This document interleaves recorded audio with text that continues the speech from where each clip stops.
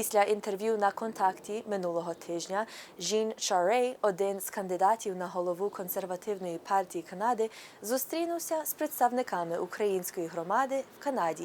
І сьогодні ми покажемо вам уривки з цієї зустрічі. Jean Charest has been an old friend of mine ever since the Mulroney government, when he was in the cabinet as the Minister of Sports and Fitness, and then the Minister of the Environment.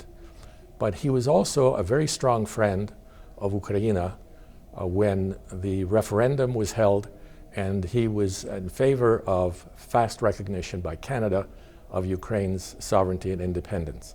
He's now running for the Conservative leadership of the party. He's put forward a very, very strong and a very principled policy on Ukraine as part of his program. And that's why I brought him, or at his request, to the meeting with representatives of the Ukrainska Hromada in order for them to be able to give him greater detail in terms of that policy and any amendments that might be required. And in the meeting today, I did convey to those who are with us that Canadians are very impressed by the resilience of the Ukrainian people, who are defending not only their own rights and their own country and sovereignty, but also defending the very basic freedoms that we enjoy. And it is the only way to understand what is happening in Ukraine, and for us to address those issues and support the people and the army and also the government of Ukraine as a country. We should do everything in our power to and use the weapons and the inventory that we have, which includes Harpoon anti-ship missiles, howitzers that we also have in warehouses.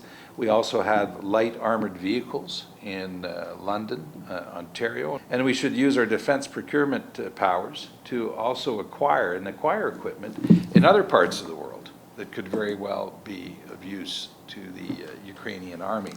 And we need to do that rapidly because we need to move now. We've had problems before the conflict in administering our immigration laws and the backlogs.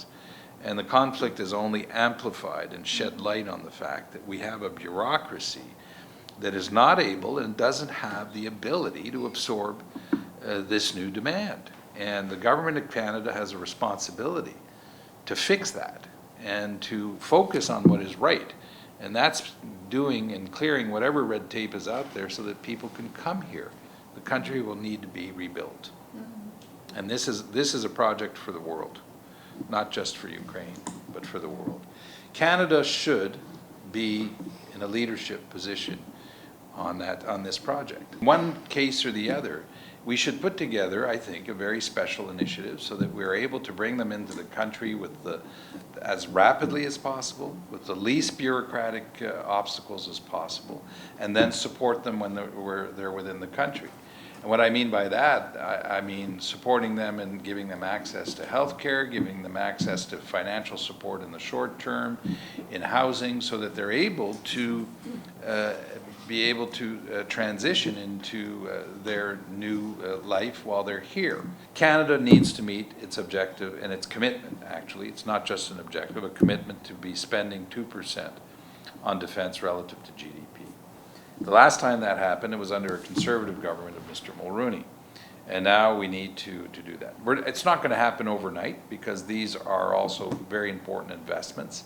And it means buying, for example, military equipment, whether it's submarines or drones and building ships. So that will take a certain amount of time, but we need to get onto it and work towards that.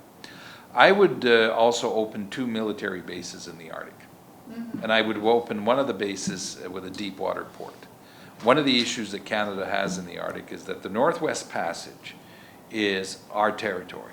But the international community, including the United States and Europe, do not recognize our Northwest Passage as being Canadian sovereign territory. So those are the comments I wanted to share with you. And I do want to thank Bob for organizing this meeting today. He and I are old friends and have known each other a long time. And for me, this has been a very important meeting. It allows me now to have direct information on the conflict in Ukraine and how it affects us here in Canada.